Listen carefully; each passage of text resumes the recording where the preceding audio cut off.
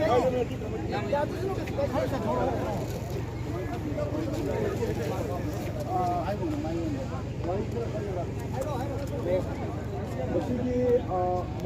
Youth League Mayol Lawal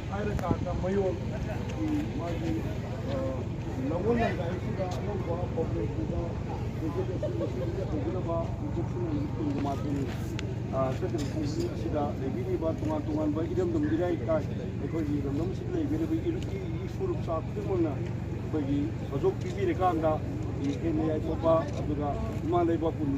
public mayam sinasina amukena imale ba punushira kanda apapa anuba manipur ba sin nebagi damakta hotel sibu mai pa tu sunu hai bo kholo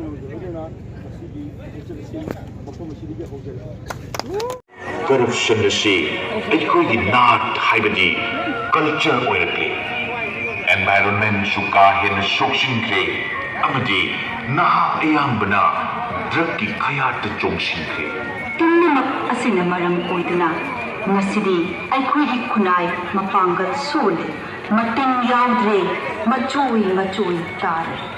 ꯁꯤꯡꯅꯕ ꯑꯃꯠꯇ ꯃꯄꯨꯡ ꯐꯥꯅ ꯃꯥꯌꯣꯛꯅꯕ ꯉꯝꯂꯛꯇꯗꯨꯅ ꯃꯨꯠꯄꯒꯤ ꯂꯝꯕꯤꯗ ꯈꯣꯡꯂꯩ ꯌꯥꯝꯅ ꯆꯪꯁꯤꯜꯂꯛꯂꯤ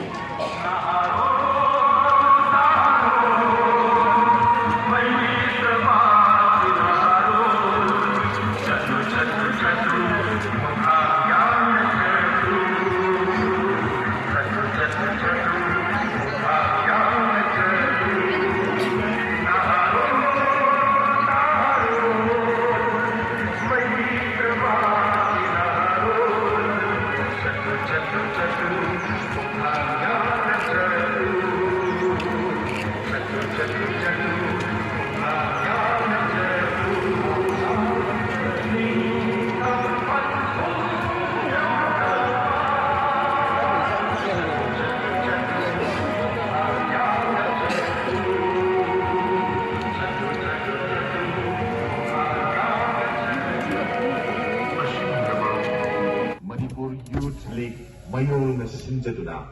chahi sigi December kundagi mathang chahi gi January mapan phauba numit kunma thuini chupna chasagadori ba lamshang Khongchat asigi maruoiba maramdi ngasi aikoi ifurup asina thengnari ba ikunai asina mayok nariba singna asi gari karino makoi sing asi kayam kudung thiningai oibagi haibasi aikoi leipak miyam punna khangminna bagaloinana makoising asibu matau karam na maiiba piba ngamdadagi amadi masigidamak ngasi ikoy na kari lawtong thokpagi haiba ado khangminnanaba hotnabay Khongchat asigi manungda ꯑꯩꯈꯣꯏꯅ ꯈꯨꯡꯒꯪ ꯈꯨꯟꯌꯥ ꯂꯣꯏꯖꯤꯂꯣꯌꯥ ꯁꯥꯡꯅ ꯏꯟꯅ ꯆꯠꯆꯗꯨꯅ ꯂꯩꯄꯥꯛ ꯃꯤꯌꯥꯝꯒ ꯂꯣꯏꯅꯅ ꯐꯨꯔꯨꯞ ꯑꯁꯤꯒꯤ ꯑꯅꯧꯕ ꯂꯥꯛꯑꯣꯜ ꯑꯃ ꯄꯨꯔꯛꯅꯕꯒꯤꯗꯃꯛ ꯑꯍꯣꯡꯕ ꯑꯃꯗꯤ ꯑꯔꯣꯟꯕ ꯃꯐꯝ ꯀꯌꯥ ꯄꯥꯡꯊꯣꯛꯆꯒꯅꯤ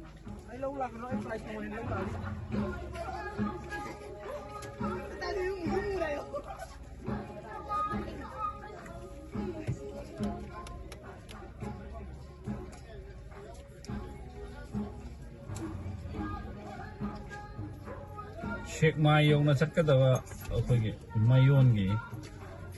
Khongchat tuni ngasigi Sheikh Mayol na ba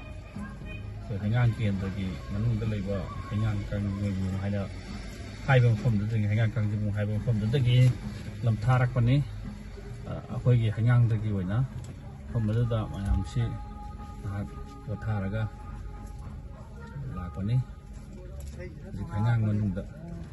kan nasali Sheikh Mayol na Khongchat kadaba Khongchat ni